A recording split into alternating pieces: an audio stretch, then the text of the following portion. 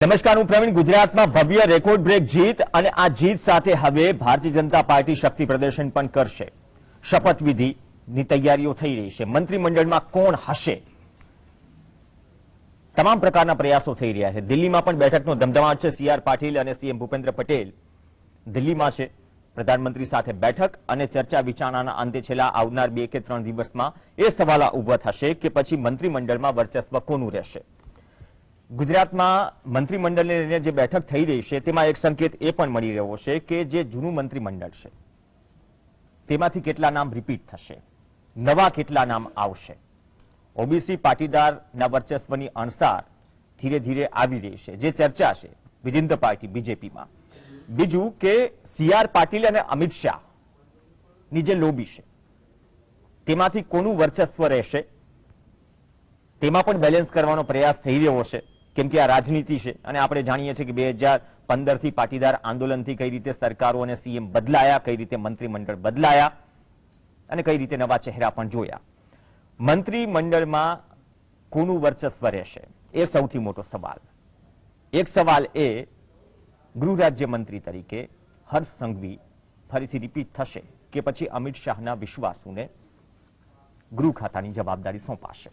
આ ઘણા બધા સવાલો છે, કેમ કે આ વખતે જ્ઞાતિ વાઇઝ, ઝોન વાઇઝ મહિલાઓ પણ ઘણી જીતીને આવી છે. કેટલી મહિલાઓને આમાં સ્થાન મળે છે. સાથે સાથે કેબિનેટ નો ટેગ કોના પર લાગે છે, ઘણું બધું નક્કી છે. અને બીજો પાર્ટ એ છે કે ગુજરાતમાં રેકોર્ડ બ્રેક જીત, કોંગ્રેસના સુપડા સાફ થઈ ગયા, આમ આદમી પાર્ટીએ દસ્તક દીધી, રાષ્ટ્રીય પાર્ટી બની ગઈ. પણ સિક્કાની બીજી બાજુ એમસીડીમાં 15 વર્ષનું શાસન ગુમાવ્યું ભારતીય જનતા પાર્ટીએ. એ વાત અલગ છે કે બીજેપીએ સત્તા ગુમાવ્યા છતાં પણ વોટ શેર બીજેપીનો વધ્યો છે. દિલ્હી કોર્પોરેશનની ચૂંટણીમાં એ અકબંધ રહ્યો છે અને વધ્યો છે. હિમાચલમાં 12,036 વોટથી 10 સીટ ગુમાવી, 37,000 આસપાસની વોટથી સરકારમાંથી બહાર થયા.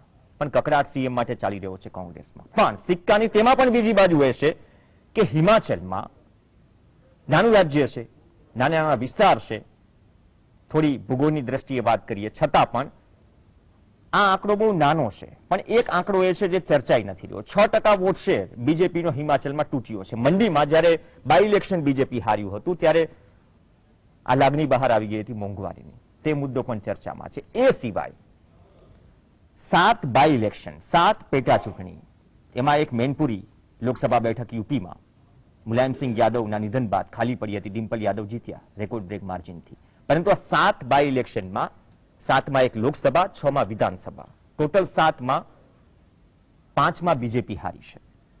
એ ઓડિશા હોય, છત્તીસગઢ હોય કે રાજસ્થાન હોય કે પછી યુપીમાં આરએલડીના ઉમેદવાર જે ખતોલીમાં જીત્યા, રામપુરમાં જીતી છે જે આઝમગઢનો ગઢ હતો, અને બિહારમાં જેડીયુ સામે જીતી છે. પણ આ પિક્ચર થોડું ઓછું ચર્ચાય છે.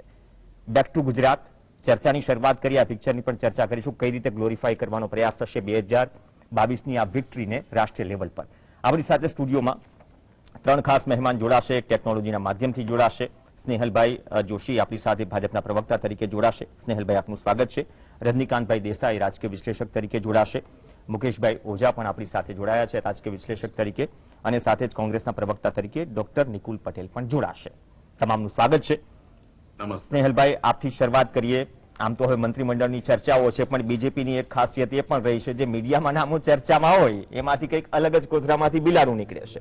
પણ હવે દિલ્હીની કવાયત છે, શાહી ઠાઠથી અને શક્તિ પ્રદર્શન સાથે શપથવિધિ પણ થશે અને 24 માટે મેસેજ પણ જશે આવનાર 2 દિવસમાં. પણ મંત્રીમંડળમાં વર્ચસ્વ કોનું રહેશે એ પણ મુદ્દો એક ચર્ચામાં છે. ભલે તમે કહેશો કે મોવડી મંડળ નક્કી કરે છે, દિલ્હીમાં ચર્ચા થઈ રહી છે, પણ તેના પર નજર મંડાયેલી છે. 1 વર્ષ પહેલા જે મંત્રીમંડળ આવ્યું તેમાંથી કેટલાને રિપીટ કરાશે, રિપીટ નહીં કરાય તો એ પણ સવાલ ઉઠશે કે શું રિપોર્ટ કાર્ડ નથી. તો આ બધા સવાલો છે. કોનું વર્ચસ્વ રહેશે? નમસ્તે. આજે આપણે જે ઘટનાક્રમ જોયો તે પ્રમાણે ભૂપેન્દ્રભાઈની વરણી કરવામાં આવી છે અને અત્યારે જે સાંજે આપણે જણાવ્યું તે પ્રમાણે મીટિંગની અંદર નક્કી કરવામાં આવશે. જે નામો છે એની પર ચર્ચા થશે અને ત્યારબાદ નક્કી કરવામાં આવશે. હવે આમાં જો વર્ચસ્વની વાત કરીએ તો મને લાગે છે કે ભારતીય જનતા પાર્ટીની અંદર આપણે જોયું કે જે પ્રમાણે ઇલેક્શન થયા, જે પ્રમાણે ટિકિટ બધાને આપવામાં આવી, તો આ દરેક એક પાર્ટીની નિયત લોકતાંત્રિક પ્રક્રિયા જે છે લોકતાંત્રિક રીતે થઈ રહ્યું છે.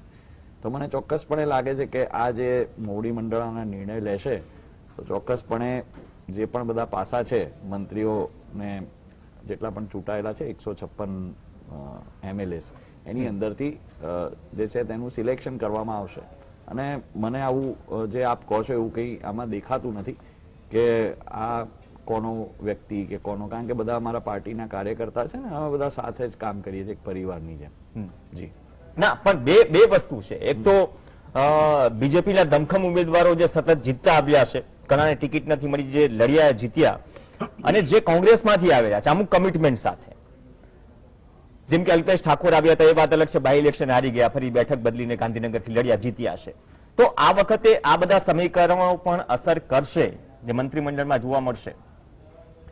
એટલે આમાં ઘણા બધા પરિબળો હોય છે. જ્યારે પણ કોઈ આવો મહત્વના નિર્ણયો પાર્ટીની અંદર લેવાતા હોય છે તો કેન્ડિડેટ્સની જો સ્પેસિફિકલી આપ વાત કરતા હો તો સ્વાભાવિક છે કે જૂના જે કેન્ડિડેટ્સ જે કામ કરી રહ્યા છે એ છે, સાથે નવા પણ યુવા ચહેરાઓ આજે આ વખતે ઘણા જોડાયા છે.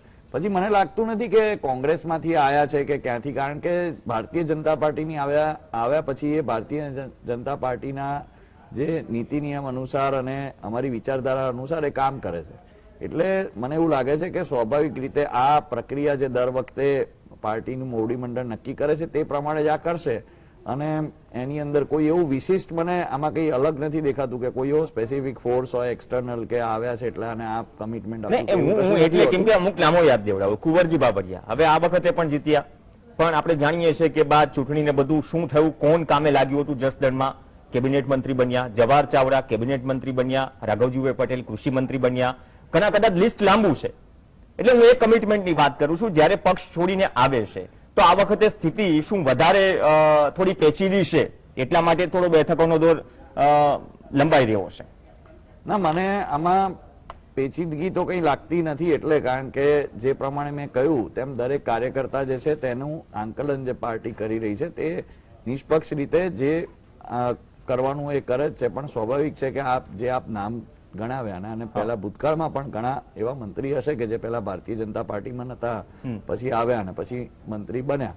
તો આ એક પ્રક્રિયા છે સામાન્ય રીતે. એટલે હું એને માનું છું કે આમાં કોઈ એવું સ્પેસિફિક એવું કારણ મને દેખાતું નથી. એટલે કમિટમેન્ટ પૂરા થાય પ્રક્રિયા છે, આમાં કોઈ બહુ મોટી વાત નથી જનતા માટે. કમિટમેન્ટ જે તમે કહો છો એ જો આમાં આ એક પરસેપ્શન છે. હું એવું માનું છું કે જ્યારે કોઈ પણ વ્યક્તિ આવે છે પાર્ટીમાં તો એ કામ કરવા માટે આવે છે અને કાર્યકર્તા તરીકે. હવે એની અંદર એમને જે પ્રમાણે બીજા બધા કાર્યકર્તાને મોકો મળ્યો એ પ્રમાણે એ લોકોને પણ પાર્ટીએ મોકો આપ્યો કે જે તે વિસ્તારમાં તે સ્ટ્રોંગ હોલ્ડ ધરાવતા હોય અને એ લોકોનો ફોલોઅર્સનો બેઝ હોય તો સ્વાભાવિક છે કે માંગણી કરે. યુવા છે, બધા 2-3 નામ આપે બોલ્યા તો એ બધા માંગણી કરે અને પાર્ટીએ નક્કી કર્યું હોય એ પ્રમાણે એમના ક્રાઇટેરિયા પાર્ટીની અંદર જે વિનેબિલિટી થી માંડીને દરેક જે ક્રાઇટેરિયા હોય એમાં જો એ સેટ થતા હોય તો ચોક્કસ યુવા પણ છે. યુવા હર્ષસંઘવી ને ગૃહ ખાતું સોંપાયું તો આ વખતે માની લઈએ કે એ વસ્તુ વિશ્વાસ અકબંધ રહેશે, કેમ કે રિપોર્ટ કાર્ડ પણ રજૂ કરાતો હોય છે. હા, હું આપને સમજાવવાનો પ્રયાસ કરું છું કે આની અંદર શક્યતા ઘણી બધી છે. હું એમ કહું છું હવે કદાચ નવા નામો ઘણા ખરે બદલાય તો એમ માની લઈએ કે 1 વર્ષનું મંત્રીમંડળ ટેમ્પરરી હતું ચૂંટણી પહેલા, જો બદલાય તો, અથવા તો નથી તો વિશ્વાસ જાળવી રાખવો છે. 2 રસ્તા છે. હજી હું એ જ કહું છું કે દરેક વખતે આવી રીતે થતું હોય છે. જો હવે આમાં સ્પેસિફિક વાત કરીએ કે જેમ તમે હર્ષભાઈની વાત કરી કે યુવા ચહેરો, એમને સારી રીતે કામગીરી પણ કરી છે અને સ્વાભાવિક છે કે કદાચ નેક્સ્ટ જે આવે છે એમની અંદર એમને સ્થાન મળે અથવા તો એમને કોઈ બીજી મિનિસ્ટ્રી મળે. ઓકે, એટલે આ એક બહુ સામાન્ય પ્રક્રિયા છે ને એક રેગ્યુલર પ્રક્રિયા છે અને બહુ નિષ્પક્ષ રીતે આ થાય છે અમારી પાર્ટીમાં. ઓકે, રજનીકાંતભાઈ બહુ પ્રક્રિયાની બહુ સરળ વાત કરી, પણ અમુક સરળ બાબતો કદાચ મોવડી મંડળે નક્કી કરશે. સ્નેહલભાઈ તો નક્કી નથી કરવાના, પાર્ટીના પ્રવક્તા છે એટલે સવાલ તો કરવો પડે. પણ આ બહુ સામાન્ય પ્રક્રિયા માની લઈએ કે આ વખતે થોડું અલગ છે, કેમ કે 5 વર્ષ તો સેલિબ્રેશન વિજયભાઈ રૂપાણીની સરકારનું પણ થયું હતું, છતાં પણ આખું મંત્રીમંડળ બદલી નાખ્યું. જે રિપોર્ટ કાર્ડ 1 વર્ષ પહેલાની કેબિનેટનો છે તે માની લઈએ કે જો આ વખતે ઘણું બધું નવું હશે તો ક્લિયર કટ મેસેજ છે, કેમ કે મોટા ભાગે આપણે જોઈએ કે પ્રચારની કમાનમાં એ ચહેરાઓનો ઉપયોગ નથી થયો રાષ્ટ્રીય લેવલ પર, જેથી આ વખતે મથામણ અને બેઠકોનો દોર લાંબો છે. અને બીજી વાત, જે 2 જૂથની વાત થઈ રહી છે, અમિત શાહ, CR પાટીલ, એનું વર્ચસ્વ આ વખતે અસર કરશે આ મંત્રીમંડળ પર? 182 માંથી 156 બેઠક ભારતીય જનતા પાર્ટી પ્રાપ્ત કરે છે એ સંજોગોમાં આ વખતનું પ્રધાનમંડળ કોઈ વિશિષ્ટ પ્રકારનું હશે હું પોતે માનું છું. તમામ જિલ્લાઓને, તમામ જ્ઞાતિ સમીકરણોને ધ્યાનમાં રાખીને આ પ્રધાનમંડળની રચના કરવામાં આવશે. આ પ્રધાનમંડળમાં જેમની પણ જવાની ઈચ્છા હોય, પ્રધાન બનવાની ઈચ્છા હોય, એ માત્ર અપેક્ષા રાખી શકે. ભારતીય જનતા પાર્ટીની જે પ્રથા છે એ પ્રથા પ્રમાણે આ જે નેતાઓ છે એ સૂચનો કરી શકે છે. એથી વિશેષ જે કઈ નિર્ણય લેવાના હોય એને ધ્યાનમાં રાખીને એ બંને પક્ષમાં નિર્ણય તો હાઈકમાન્ડ લે છે ને. સૂચનો તો અહીંથી પણ થઈ શકે. તમે આટલા લાંબા સમયથી ફોલો કરો છો. નહીં, થોડીક ધીરજ રાખો. હું તે તમે જે ઈચ્છો છો ત્યાં જ હું આવું છું. હવે હાઈકમાન્ડ જે છે એ ભારતીય જનતા પાર્ટીમાં હાઈકમાન્ડ સમક્ષ રજૂઆતો કરવામાં આવે છે. એ ગુજરાતના મુખ્યપ્રધાન, જેમની આજે સવારે વરણી કરવામાં આવી, પક્ષના નેતા ગુજરાતના મુખ્યપ્રધાન તરીકે, એ અને પક્ષના પ્રમુખ CR પાટીલ, આ બંને દિલ્હી ગયા છે. ભારતીય જનતા પાર્ટીમાં જૂથબંધી જેવું તો કંઈ છે નહીં. એનું કારણ શું છે કે નેતાઓ જે છે, આ મહત્વના નેતાઓમાં જે ગણતરી થાય છે એમાં CR પાટીલ, મુખ્યપ્રધાન તરીકે ભૂપેન્દ્રભાઈ, આનંદીબેન પટેલ, આ જે નેતાઓ પુરુષોત્તમભાઈ રૂપાલા, આ નેતાઓ જે છે અમિતભાઈ અને નરેન્દ્રભાઈ મોદી. હવે આ જે નેતાઓ છે સૂચનો કરશે નરેન્દ્રભાઈ અને અમિતભાઈને. આખરી ફાઇનલ લિસ્ટ અમિતભાઈ અને નરેન્દ્રભાઈ ભૂતકાળમાં પણ એમણે તૈયાર કરી અને એમણે પણ દરેક બાબતોને ધ્યાનમાં રાખીને કરવાનું હોય છે.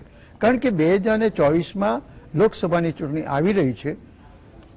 ગઈ બે ચૂંટણીમાં 2014 અને 2019ની લોકસભાની ચૂંટણીમાં ભારતીય જનતા પાર્ટીએ 26 બેઠકો ગુજરાતમાં પ્રાપ્ત કરી છે.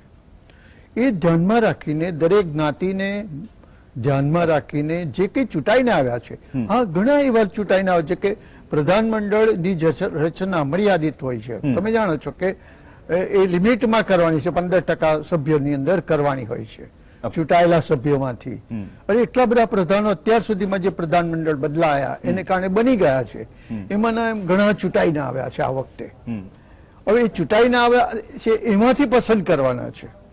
અને બહાર પણ એવું લાગવું નહીં જોઈએ કે જૂથબંધી. ખરેખર તો ફાઇનલ નિર્ણય, આખરી નિર્ણય તો નરેન્દ્રભાઈ અને અમિતભાઈ જ લેશે. આ જે છે એક નેતાઓ મેં કયા એ નેતાઓ સૂચનો કરશે અને મહદઅંશે એમની વ્યાજબી વાત હોય તો એ બંને નેતાઓ સ્વીકારશે.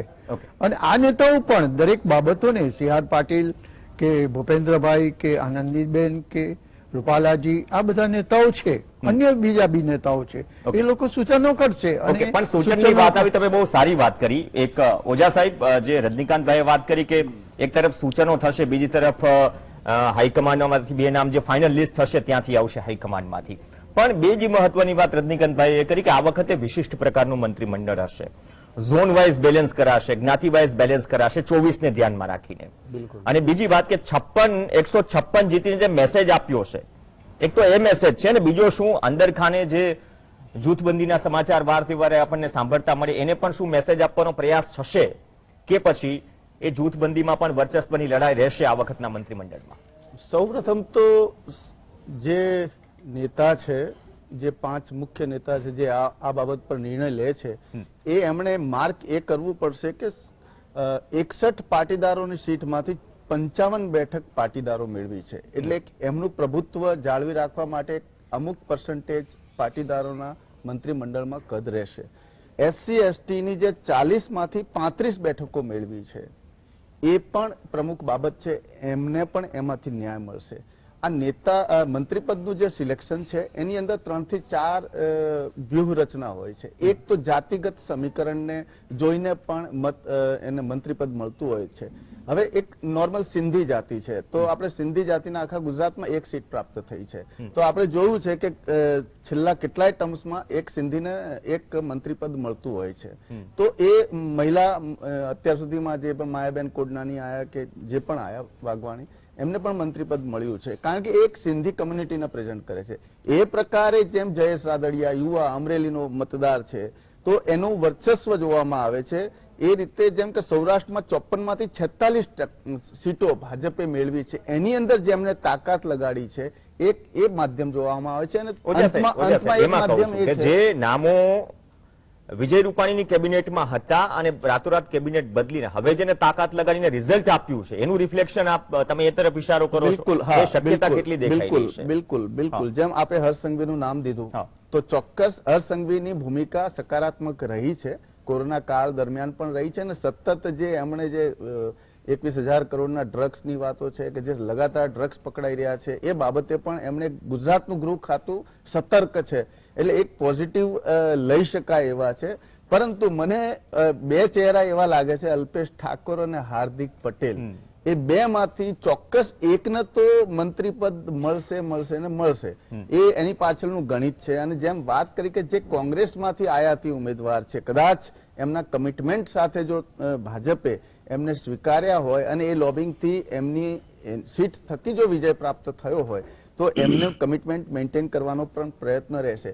અને મંત્રી પદની દાવેદારી એ કરી શકે કે એક પોતે યા તો પર્સનાલિટી હોય, પોતાની સીટ જાળવીને બીજા વિસ્તારની અંદર પ્રચાર પ્રસાર કરીને જો એને વધુ મહેનત કરીને પણ એ બીજેપીની સીટ અપાવી હોય એનું પણ મૂલ્યાંકન કરવામાં આવે છે. ઝોન વાઇઝ જે શંકર ચૌધરી છે, તમે શંકર ચૌધરી આદિવાસી બેલ્ટમાં પણ આ વખતે તમે કીધું આદિવાસી બેલ્ટમાં પણ આ વખતે દાવેદારી વધી જશે. હા, ગણપત વસાવા. અને અત્યારે 2024ના ઇલેક્શનને ધ્યાનમાં રાખીને કેન્દ્રએ જે પ્રકારે રાષ્ટ્રપતિનું સિલેક્શન કર્યું છે, આદિવાસી રાષ્ટ્રપતિનું સિલેક્શન, એમ આ વખતે પણ આદિવાસી ઝોનને થોડીક પ્રાથમિકતા વધુ આપવામાં આવે એવી શંકાઓ દેખાઈ રહી છે.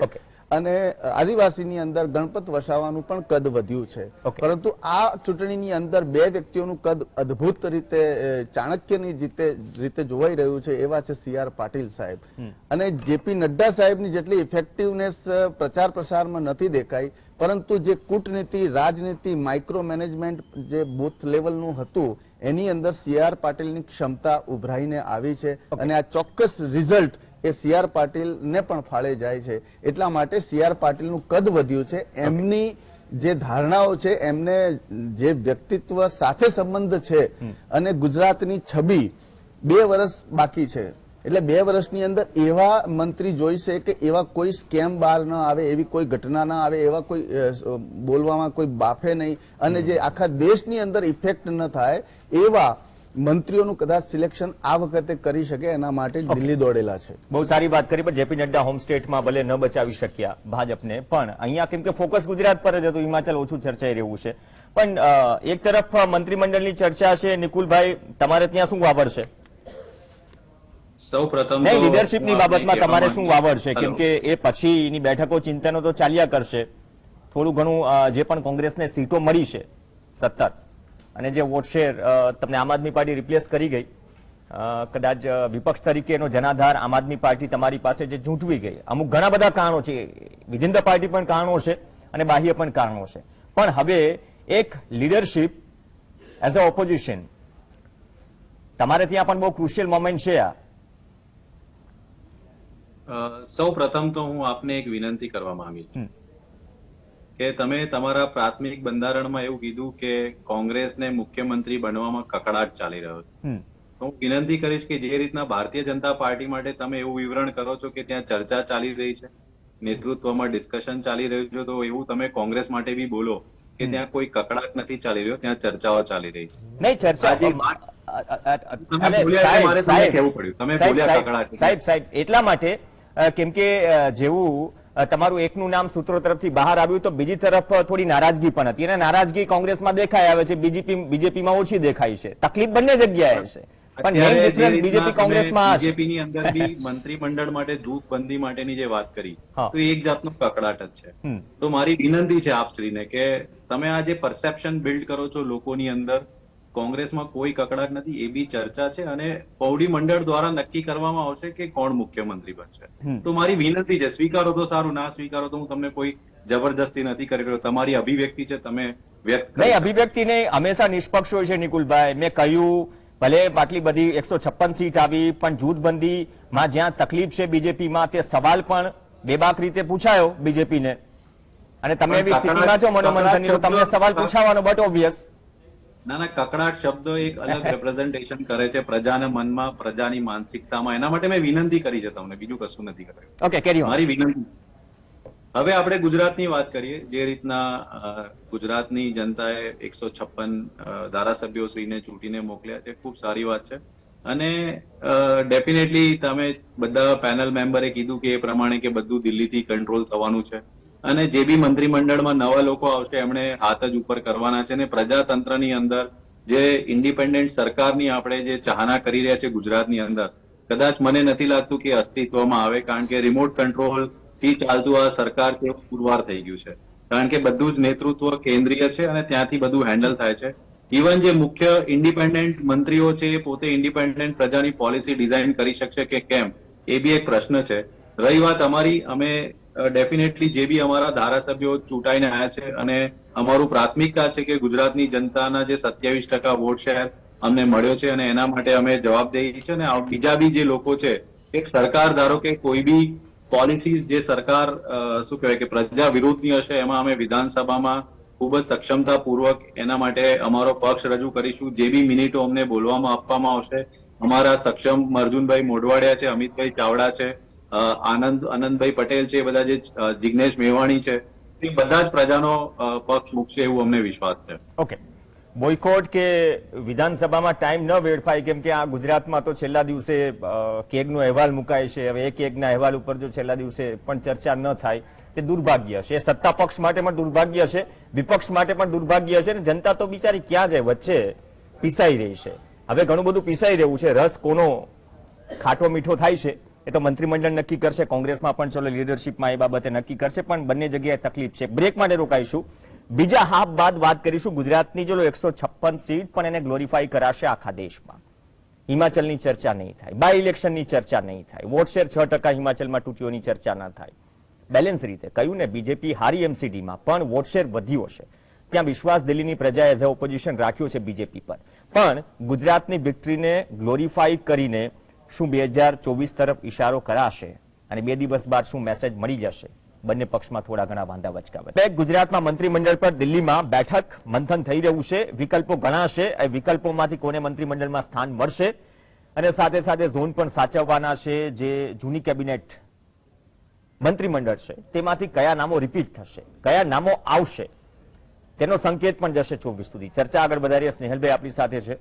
સ્નેહલભાઈ, આમ તો મેં 2 સિક્કાની વાત કરી. એક તો 156 રેકોર્ડ બ્રેક જીત ગુજરાત. નડ્ડાજી પોતાના સ્ટેટમાં બીજેપીને જીતાડી ન શક્યા. 7 બાય ઇલેક્શનમાંથી 5માં બીજેપી હારી. રામપુરમાં ચમત્કાર કર્યો બીજેપીએ, પણ એની ચર્ચા ઓછી થાય છે. એમસીડીમાં વોટ શેર વધ્યો, હિમાચલમાં 6% ઘટ્યો, જેની ચર્ચા ઓછી થાય છે. તો હવે આ તમામ એક દિવસે જે થયું તેમાંથી સૌથી વધારે ચર્ચા ગુજરાતની છે. તો આ જ રેકોર્ડને શું ગ્લોરીફાઈ કરાશે?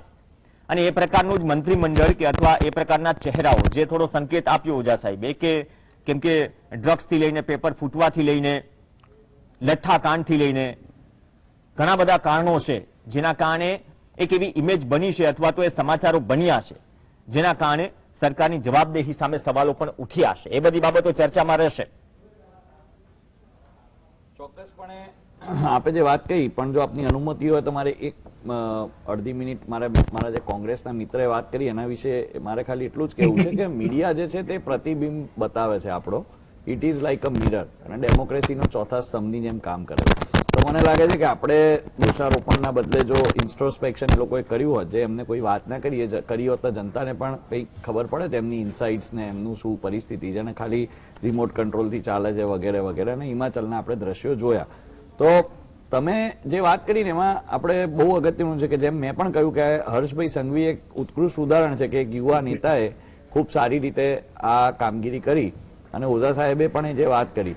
તો ચોક્કસપણે 156 જે આ વખતની જે જનાધાર અમને મળ્યો છે અને જે સીટ્સના આંકડા છે તે ખૂબ જ ઉત્સાહવર્ધક છે કાર્યકર્તાઓ માટે, નેતા માટે. અને હું ફરીથી જનતાનો એમાં ખાસ આભાર માનું છું અને વોટર્સનો આભાર માનું છું. આદરણીય નરેન્દ્ર મોદીજી, આદરણીય જેપી નડ્ડાજી, અમિત શાહજી, સીએમ સાહેબ, CR પાટીલજી, આ બધાને હું આભાર માનું છું કે આ બધાએ અમને કાર્યકર્તાઓને મોબિલાઇઝ કર્યા, અમને ઉત્સાહવર્ધક જે રીતે પ્રેરણાદાયક કામ કરવા માટેનું અમને માર્ગદર્શન આપ્યું અને આ આવ્યું રિઝલ્ટ એનું 156. તો સ્વાભાવિક રીતે જ્યારે પણ આગળની કોઈ ચૂંટણી આવશે કે રાજ્યની અંદર હોય કે બીજા દેશના બીજા કોઈ રાજ્યોની અંદર હશે તો જે પરફોર્મન્સની ચર્ચા છે તે અવશ્ય થશે. હવે આમાં મહત્વની વાત એ છે કે ગુજરાત મોડેલ વચ્ચે છે ને કે ગુજરાત મોડેલની ચર્ચા થોડી ઓછી થતી. ના, હવે રાષ્ટ્રીય ફલક પર ફરીથી ગુજરાત મોડેલ મુકાશે. બેસિકલી સવાલ એ હતો. હું એમ કહું છું કે આની 180 ડિગ્રી ઓપોઝિટ સાઈડ જઈને જોઈએ કે જ્યારે કાર્પેટ બોમ્બિંગમાં આપણે 80-90 સભાઓ થતી હતી તો બીજા રાજ્યના મુખ્યમંત્રી આવતા હતા. મારે પણ સૌભાગ્યવશ 1-2 મુખ્યમંત્રીશ્રી જોડે એમની સભામાં મેં જઈને સાંભળ્યું, મેં જોયું તો એ લોકોએ ભારતીય જનતા પાર્ટીએ એમના રાજ્યોમાં શું વિકાસ કર્યા છે એની વાત કરી, રાઈટ. તો હવે જ્યારે એ રાજ્યોના પણ કામ અહીંયા ડિસ્કસ થાય છે તો જનતાને વિશ્વાસ બેસે છે કે ભાઈ આ સ્નેહલભાઈ, એ તમારી યુએસપી છે. હું એમ કહું છું કદાચ હેમંત બિસ્વા શર્મા આવે એ સદ્દામ હુસેન જેવા શબ્દનો ઉપયોગ કરે, થોડો ભૂતકાળ થોડો અલગ છે.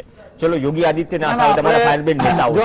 હું એમ કહું છું, બે બાજુ છે. નહીં, સિક્કાની હું એ જ કહું છું સાહેબ, જે વિકાસની વાતો બાકીના રાજ્યોમાં થઈ છે તેના દમ પર તમે સરકાર બનાવી છે, પણ ગુજરાતના જ નેતાઓ, ગુજરાતનું જ મંત્રીમંડળ, ગુજરાતના જ મોટા ચહેરાઓ શું ગુજરાતમાં 27 વર્ષના જે શાસનમાં કામ થયા છે એ જનતા સમક્ષ જઈને વર્ણવી ન શકે? એક મુદ્દો એ પણ છે. હું ફરીથી આપને કરેક્ટ કરવાનો પ્રયાસ કરું છું. જો હું કદાચ ખોટો પણ હોઉં, પણ આપ મને કહેજો કે બીજા રાજ્યોમાં થયેલા વિકાસના આધારે સરકાર બની એવી વાત નથી. ગુજરાતમાં ચૂંટણી થઈ રહી છે, સરકાર, હું એક જ વાત કહેવા માંગુ છું કે 156 જેવો જે જનાધાર જનતાએ આપ્યો છે તેની પાછળ ઘણા બધા પરિબળો છે.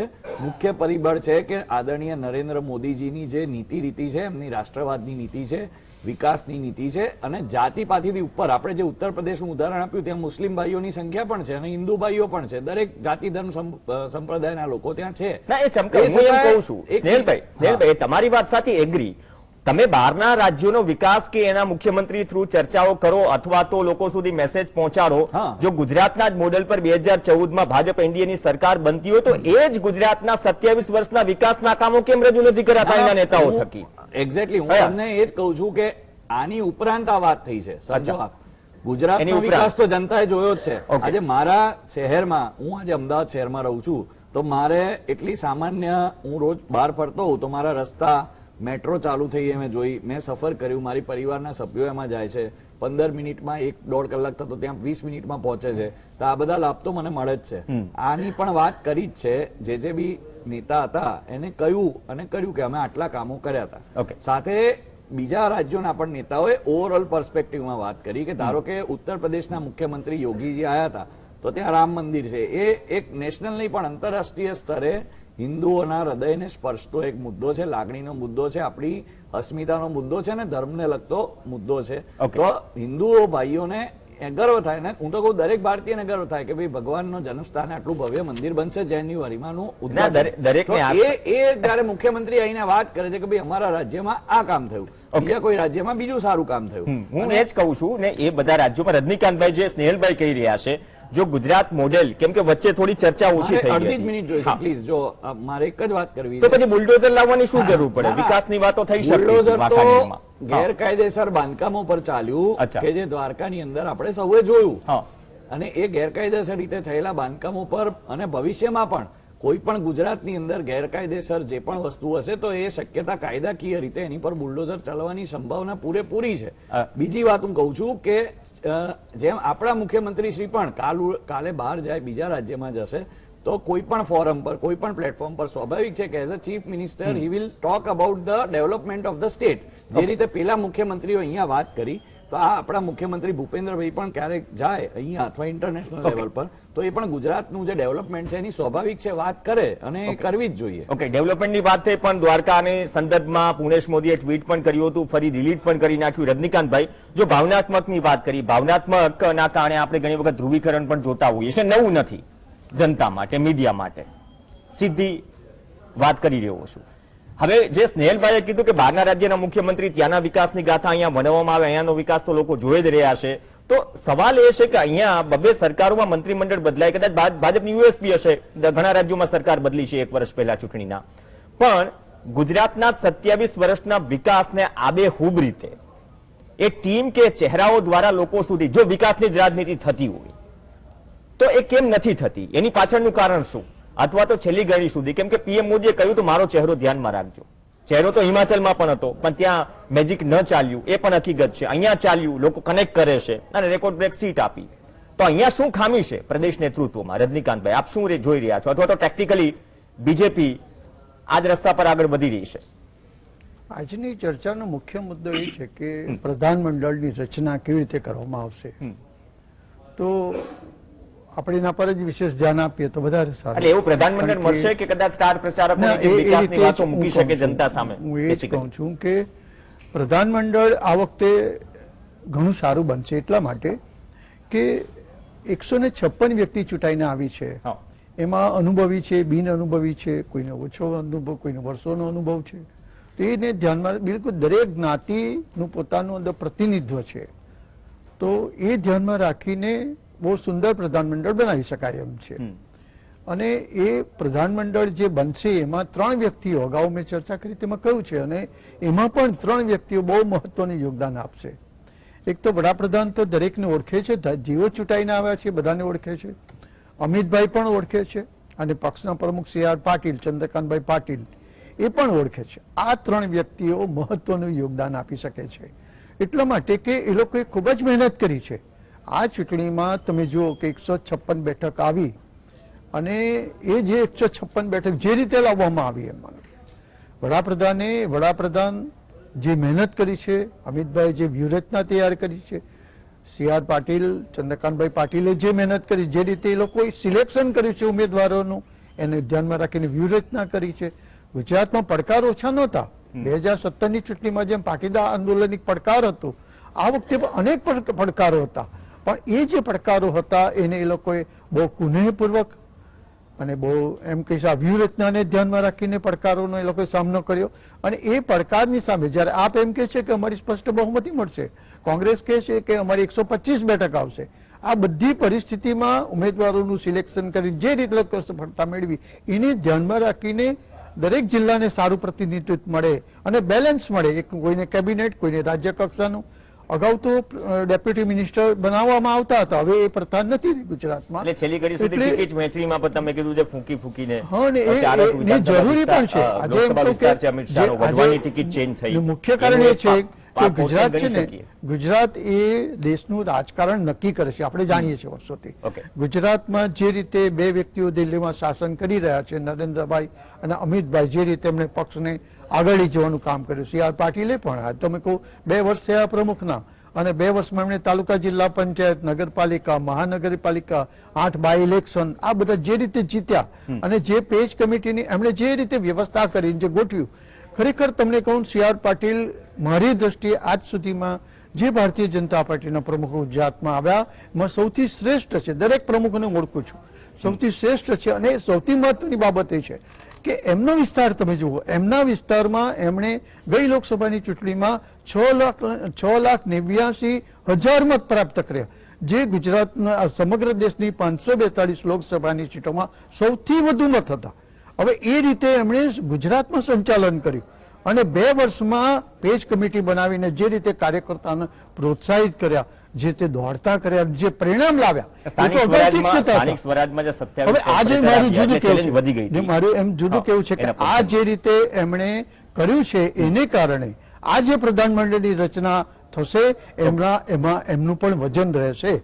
એટલા માટે કે એમણે જે મહેનત કરી છે, અને નરેન્દ્રભાઈ અને અમિતભાઈએ પણ જે રીતે સમય આપ્યો છે, જે રીતે મહેનત કરી છે, એનું આ પરિણામ છે. તો એટલે પ્રધાનમંડળ પણ આ વખતનું શ્રેષ્ઠ રહેશે. 2024નો પડકાર છે, 26 બેઠક લાવવાની છે. એ પહેલા પણ નગરપાલિકા અને ચૂંટણીઓ આવી રહી છે, 2024 પહેલા પણ આવી રહી છે. તો આ બધી બાબતોને ધ્યાનમાં રાખીને આ પ્રધાન એવું શ્રેષ્ઠ બનાવવામાં આવશે જેનાથી પ્રજાના પ્રશ્નો ઉકેલાય. આજે પ્રજાને પણ બહુ મોટી અપેક્ષા ઉભી થઈ છે આ મતદાનને કારણે. જે રીતે મત આપ્યા, જે રીતે બેઠકો આપી, એ પ્રજાની અપેક્ષાને ધ્યાનમાં રાખીને અનેક પ્રશ્નો છે એને ઉકેલવાને ધ્યાનમાં રાખીને આખું પ્રધાનમંડળ સુંદર રીતે બનશે એવું મને પોતાને અપેક્ષા છે. ને એ પ્રકારે પ્રધાનમંડળ પણ કેવું હશે તેના પર પણ નજર છે. પણ નિકુલભાઈ, એક વસ્તુ છે ને, અત્યારની રાજનીતિ જેની સામે તમે ફાઇટ કરી રહ્યા છો, એટલું મોટું પ્રચાર તંત્ર છે, તમે વિપક્ષમાં છો આટલા લાંબા સમયથી ગુજરાતમાં, ઘણી વખત એવું પણ થાય કે કોંગ્રેસ ઘણી વખત વિક્ટરી મળી હોય ને ગ્લોરીફાઈ નથી કરી શકી. એ સંદર્ભમાં હું કહી રહ્યો છું, કેમ કે ગુજરાતની વિક્ટરી દેશ લેવલ પર ગ્લોરીફાઈ થશે, હિમાચલની વિક્ટરી કેટલી થશે એ કોંગ્રેસ પર ડિપેન્ડ છે. તો આ એક બહુ મોટું અંતર છે કોંગ્રેસ અને બીજેપીમાં, જે દરેક ચૂંટણીમાં દરેક હારમાં એક મેસેજ આપી જાય છે એઝ એન ઓપોઝિશન કોંગ્રેસને. એ જ સેમ મેસેજ છે. આમાંથી શીખ લેશે કઈ કોંગ્રેસ? ડેફિનેટલી જે રીતના વિજય થયો છે ભારતીય જનતા પાર્ટીનો, એમને ગ્લોરીફાઈ કરવાનો હક છે ને. અમારી બી જે હિમાચલ પ્રદેશમાં વિક્ટરી થયું છે એના માટે બી અમે ગ્લોરીફાઈ કરીશું ને. લોકો ચર્ચા બી કરી રહ્યા છે, હું વિસ્તારમાં ફરી રહ્યો છું, અને જે રીતના પ્રજાતંત્રની અંદર દરેક પાર્ટીને હક છે તો અમે બી કરીશું ડેફિનેટલી. હવે હું એક વસ્તુ રાઇટ ટુ ઇક્વાલિટી પર વાત કરીશ કે વડોદરા શહેરની અંદર સરકારને મારું સૂચન છે, કદાચ અમે 2015 થી એક મુદ્દા પર લડી રહ્યા છે, હું પોતે એની અંદર બી છું, અને બુલડોઝરની આપણે વાત કરીએ છીએ તો મંગલ પાંડે રોડ ઉપર બાલાજી બિલ્ડર્સનો અગોરા મોલ છે. એણે ન ફક્ત નદીમાં દબાણ કર્યું છે પણ હવાઈ બી દબાણ કર્યું છે, અને એના માટે કલેક્ટર શ્રી વડોદરાએ માપણી કરી તો એમણે પોતે એવું કીધું કે આ દબાણ છે, અને પોતે જયારે મ્યુનિસિપલ કમિશનર થયા તો એમણે કઈ એક ઈંટ બી નથી તોડી. તો શું આ જે ડિફરન્સ છે, આ જે તફાવત છે, બરાબર છે, એ તફાવતને દૂર કરવાની સરકારને વિનંતી છે. કારણ કે અગોરા મોલ આજે તમે જો નદીના પટમાં દબાણ કરેલું છે, તો આ એક બુલડોઝર ચલાવવાની જરૂર છે, એ મારા સ્નેહલભાઈને વિનંતી છે.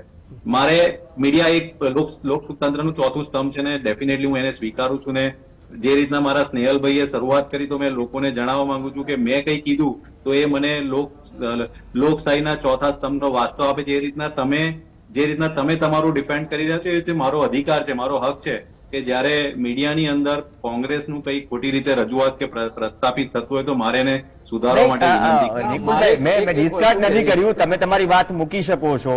મેં ડિસ્કાર્ડ તમને નથી કર્યા, અને આ બેનરની પ્રથા પણ નથી. બહુ હસતા હસતા સવાલ કરી લે છે, ભલે કોઈ પણ દિગ્ગજ હોય. એમણે જે શરૂઆત કરી એના માટે મારે એમને બી કહેવું છે, કારણ કે પ્રજામાં એક ખોટો મેસેજ જાય છે, બરાબર છે.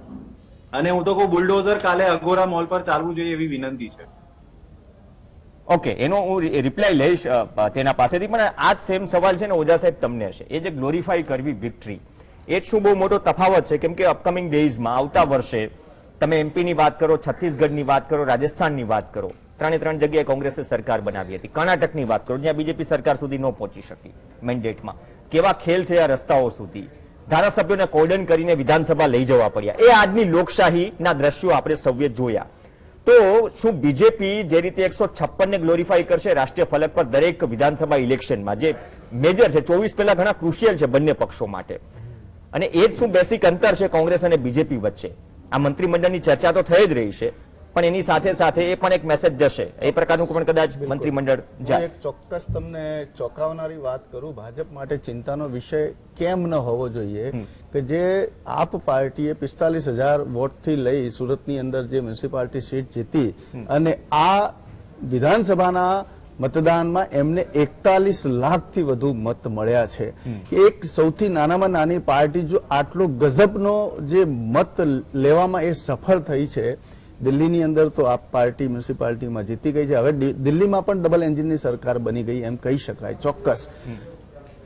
ભાજપ ગુજરાત પ્રત્યે માન લે, મોદી સાહેબ એમ કહે છે ગુજરાત મેં બનાવ્યું છે, દરેક ગુજરાતી એમ બોલે છે કે ગુજરાત મેં બનાવ્યું છે. આ જે મોડેલને લઈને હવે દેશમાં જશે, એ મોડેલ ઉપર ચોક્કસ ભાજપની રાજનીતિ છે એ પ્રમાણે આગળ જશે. પરંતુ ગુજરાતની વિધાનસભામાં જેમ હમણાં કોંગ્રેસના પ્રવક્તાએ સીધો પ્રશ્ન અહીંયા જ મૂક્યો, મીડિયાની અંદર મૂક્યો કે ત્યાં બુલડોઝર ચલાવો, એમની કમનસીબી છે કે હવે વિધાનસભાની અંદર એટલું એમનું પ્રતિનિધિત્વ નથી. હવે ખરેખર તો વિધાનસભામાં અને ભાજપની સરકારને જે પ્રશ્નો ઉઠાવવાનો વારો તો ખરેખર જીએસટીવી અને મીડિયાઓ માટે હવે આ ચોક્કસ આવી ગયો છે. કારણ કે હવે પછીના પ્રજાના પ્રશ્નો સીધા વિધાનસભામાં પહોંચાડવા માટે અપક્ષ તો બિલકુલ 2 કે 3 તમને મળ્યા છે, 3 અપક્ષ મળ્યા છે, વિરોધ પક્ષનો નેતા નથી. એટલે આ જે કમનસીબી છે, સશક્ત વિપક્ષ પણ જોઈએ એક શાસન ચલાવવા માટે, પ્રજાનો અવાજ ઉઠાવવા માટે. એટલે ખાલી 2 સેકન્ડ, એટલા માટે જ મેં કેગના રિપોર્ટનો ઉલ્લેખ કર્યો કે છેલ્લા દિવસે કેગનો રિપોર્ટ મુકાય, ન તો સત્તા પક્ષને રસ છે ન તો વિપક્ષને રસ છે. પ્રજા જાય ક્યાં? અહીંયા કદાચ માધ્યમ તરીકે અમે સવાલ ઉઠાવીએ, જવાબદારી છે, પણ એ ગંભીરતા પણ હોવી જોઈએ ને. નંબર્સ કેટલા છે ડઝન્ટ મેટર. ગુજરાતમાં આટલા પ્રશ્નો છે કે એકના રિપોર્ટ પર ગુજરાતના ચર્ચા થવી પ્રશ્નો જોઈએ. છે એમ હા. ગુજરાતના વિકાસના પ્રશ્નોથી તમને માત્ર વિજય નથી મળ્યો. ગુજરાતની અંદર આજે પણ બેરોજગારીના પ્રશ્નો છે, પાણીના પ્રશ્નો છે, મોંઘવારીના પ્રશ્નો છે, ઘણા પ્રશ્નોથી ગુજરાત પીડાય બી છે.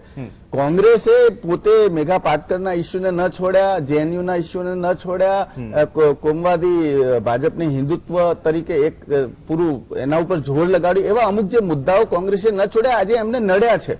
ગુજરાતમાં માત્ર મોદી સાહેબનું મોડલ અને મોદી સાહેબની જે વાત્સલ્ય થીમ હતી, એમનું લાગણી અને ગુજરાત પ્રત્યેનો એમનો જે સંવાદ છે અને જે મનની વાતની અંદર ચોક્કસપણે એ કહે છે અને ગુજરાત પ્રત્યેનો એમનો લગાવ છે, એને લોકોએ જોયું છે. આજે અભણ મહિલા હોય કે ગમે તે મહિલા ઉમેદવારનું નામ સાથે પણ સંબંધ નથી હોતા. મોદી સાહેબને મેં મત આપ્યો છે, કોઈ ઉમેદવારના નામ પણ યાદ નથી, મેં મોદી સાહેબને મત આપ્યો છે.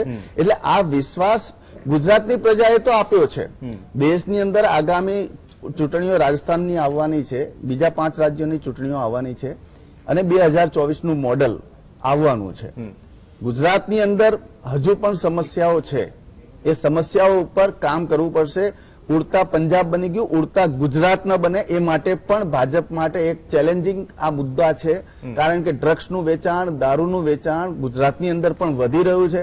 આવા મુદ્દાઓ ઉપર ભાજપમાં તો આક્ષેપ લાગ્યો ને, ભાજપના એક નેતા દારૂની કાર ભરીને જતા હતા, જે ભાજપમાં હતા, જે અપક્ષ લડી રહ્યા, ધવલસિંહ ઝાલાએ જ ખુદે આરોપ લગાવ્યો. એ આ ગુજરાત છે. એક નેશનલ ડિબેટમાં પોરબંદરમાં, ગાંધીના પોરબંદરમાં બે દારૂ પીધેલા વ્યક્તિઓએ કઈ રીતે ડિબેટ બગાડી હતી, છાપે ચડ્યા હતા. એ આ ગુજરાત છે, દારૂબંધી વાળું. ધાર્મિક સ્થાનોનો વિકાસ કર્યા તમે, અંબાજીની સીટ ખોઈ નાખી, તમે સોમનાથમાં કોરિડોર બનાવ્યા, સોમનાથમાં કોંગ્રેસ આવી, અંબાજીમાં કોંગ્રેસ આવી.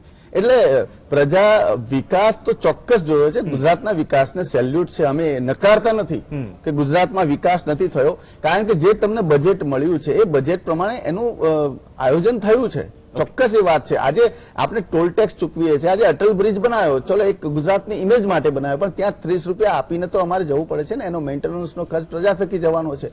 એટલે એ પ્રકારના જે કાર્યો થઈ રહ્યા છે એને ચોક્કસ આપણે એને વખાણીએ છીએ. પરંતુ 10 વર્ષ આજે એક્સપ્રેસ હાઈવે કેટલા વર્ષ થઈ ગયા ટોલ ટેક્સ લેતા, એની રોડની કિંમત ક્યારની નીકળી ગઈ. મેન્ટેનન્સના નામે જે કરોડો રૂપિયાનું લેણું લેવાઈ રહ્યું છે, એવા પ્રશ્નો છે. જ્યાં ગામડાઓની અંદર રસ્તાઓ બાકી છે, જ્યાં પાણીના ઉત્તર ગુજરાતની અંદર પાકિસ્તાનની બોર્ડર ઉપર હજુ પણ પાણીના પ્રશ્નો છે. આ લંપીના રોગથી લાખો ગાયો મરી ગઈ છે.